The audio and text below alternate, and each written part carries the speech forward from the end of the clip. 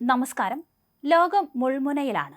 പശ്ചിമേഷ്യയിൽ Israel Iran പോരുമുറുകുമ്പോൾ സാക്ഷാൽ Donald Trump നേരിട്ട് കളത്തിലിറങ്ങിയിരിക്കുന്നു. മര്യാദയ്ക്ക് കരാറിൽ ഒപ്പിട്ടോ അല്ലെങ്കിൽ കാണിച്ചു തരാം എന്ന ട്രംപിന്റെ അന്ത്യശാസനത്തിന് പിന്നാലെ ഇറാന്റെ അഭിമാന സ്തംഭമായ B-1 പാലം അമേരിക്കൻ മിസൈലുകൾ ഇന്നലെ തകർത്തെറിഞ്ഞു.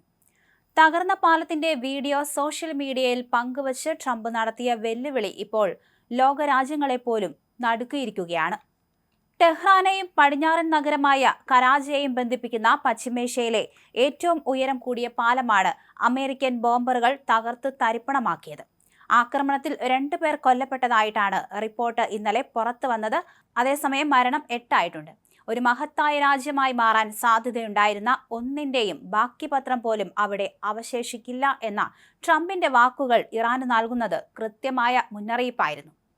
അതേസമയം അമേരിക്കയുടെ ആക്രമണത്തിന് മറുപടിയായി ജോർദാനിലെ അൽ അസ്റാഖ് സൈനിക താവളത്തിൽ US യുദ്ധവിമാനങ്ങൾക്ക് നേരെ ഇറാൻ ഡ്രോൺ ആക്രമണം നടത്തിക്കഴിഞ്ഞു.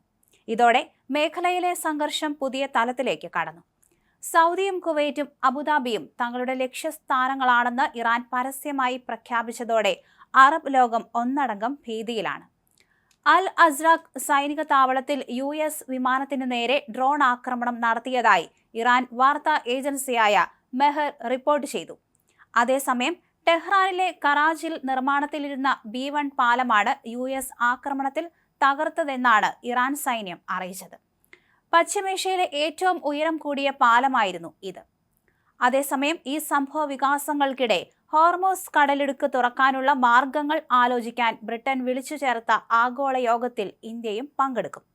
ഹോർമോസ് കടലിടുക്കിലെ തടസ്സങ്ങൾ നീക്കി സാധാരണ ഗതാഗതം പുനഃസ്ഥാപിക്കുന്നതുമായി ബന്ധപ്പെട്ട് നടക്കുന്ന ചർച്ചയിൽ France, Germany, Italy, Japan, Canada, UAE എന്നിവയുൾപ്പെടെ 35 രാജ്യങ്ങളാണ് പങ്കെടുക്കുന്നത്.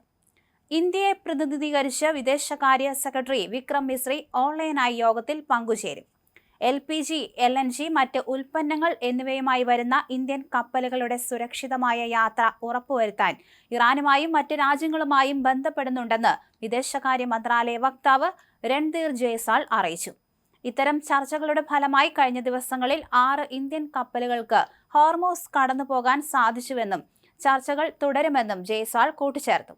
ഇതിനിടെ ഇറാനെ ശിലായുഗ കാലത്തേക്ക് തിരികെ എത്തിക്കുമെന്ന US പ്രസിഡന്റ് ഡൊണാൾഡ് ട്രംപിന്റെ പ്രസ്താവനയ്ക്ക് ഇറാൻ മറുപടി നൽകി. US-ന്റെയോ ഇസ്രായേലിന്റെയോ ബോംബാക്രമണങ്ങൾക്ക് ഇറാനെ ശിലായുഗത്തിലേക്ക് എത്തിക്കാൻ സാധിക്കില്ലെന്ന് ഇന്ത്യയിലെ ഇറാൻ എംബസി തങ്ങളുടെ X പ്ലാറ്റ്ഫോമിൽ കുറിച്ചു.